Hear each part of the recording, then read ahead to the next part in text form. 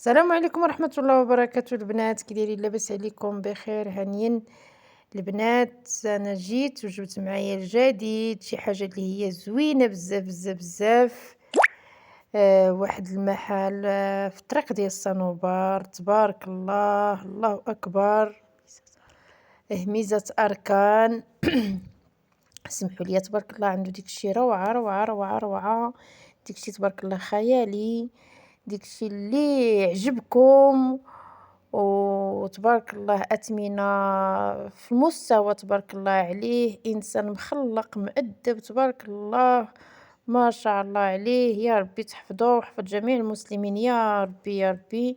شوفوا البنات، كلشي تبارك الله عنده زوين، أثمنة رائعة، كنقولها ونعاودها. أنا براسي خديت من عنده 3 ديال الطباسل تبارك الله ب50 درهم، تبارك الله واعرين، ومازال إن شاء الله نمشي نتغدى من عنده إن شاء الله. الله يكمل عليه بالخير يا ربي يا ربي، وجميع المسلمين يا ربي.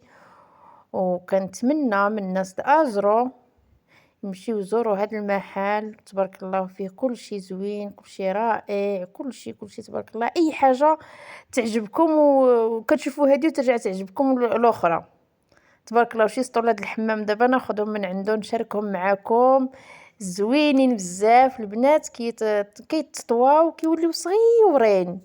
غادي ناخدهم ونشاركهم معاكم، وان شاء الله باذن الله نتمنىكم الناس الازرو كلشي يمشي عند هاد السيد هذا، لان عنده كلشي زوين، كلشي زوين تبارك الله. والله يكمل عليه بالخير، وعلينا وعليكم وعلى جميع المسلمين يا ربي يا ربي. ونخليكم على خير، تتبعوا معايا الفيديو ديالي من الاول حتى التالي. السلام عليكم ورحمة الله وبركاته.